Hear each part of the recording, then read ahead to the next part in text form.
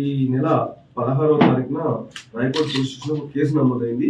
ఏమనంటే వైష్ణవి అనే అమ్మాయి సంగాపూర్ వాళ్ళ సొంత గ్రామం శివార్లోనే ఒక వ్యవసాయ బావిలో పడి చనిపోయిందని.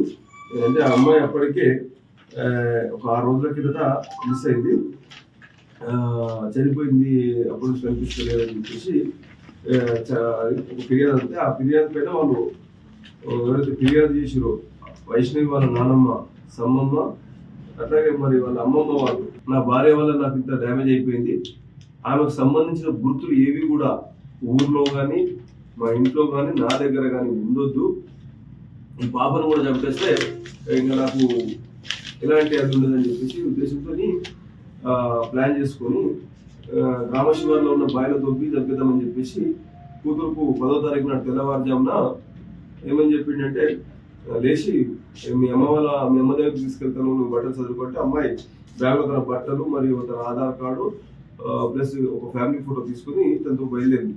మధ్యలోకి వచ్చిన తర్వాత నర్సరీ ఉంది గ్రౌండ్, ఈ చీకట్లో ఇక్కడ ఎందుకు పోతున్నాం అని చెప్పేసి నేను రాను, చీకటి ఉందనంటే ఏం కాదని చెప్పేసి చేయబట్టి గుంజుకునిపోయింది. ఆ వ్యవసాయ బావి దగ్గరికి వెళ్ళిన తర్వాత అక్కడ ముఖం కడుపు అంటే ఇతని ఉద్దేశం ఏంటంటే ముఖం కడుపుకుంటుంటే వైలు దుబ్బేద్దామన్న ఆలోచనతో ఉన్నాడు. అయితే ఆ అమ్మాయి చల్లగా ఉన్నాయి, నేను కడుక్కోండి డాడీ అని చెప్పింది. చెప్తే అమ్మాయిని చెంప మీద కొట్టి గొంతు విసికి అట్లాగే నీళ్ళలో తోసేసిండు.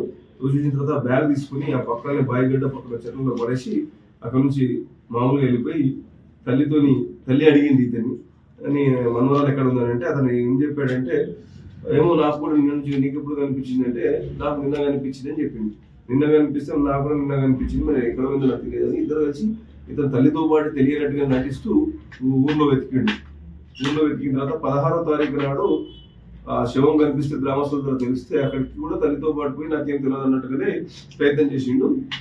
ఈ క్రమంలో అక్కడనే వాళ్ళ ఇతని తల్లి సతీష్ వాళ్ళ తల్లి సమ్మమ్మ మరియు వీళ్ళ అత్తగారులు కూడా అక్కడ శవం దగ్గరకు వచ్చి ఇతని బాగా తిట్టి నువ్వే చంపినావని చెప్పేసి అనుమానం వ్యక్తం చేయడం జరిగింది.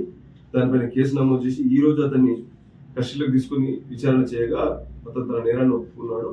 ఒప్పుకున్న తర్వాత మేము అతని దగ్గర నుంచి ఆ పాపకు సంబంధించిన బ్యాగు, బట్టలు, ఆధార్ కార్డ్, ఫోటో ఇవన్నీ కూడా స్వాధీనం చేసుకున్నాము. అతన్ని ఇప్పుడు జ్యుడిషియల్ కస్టడీకి పంపించడం జరుగుతుంది.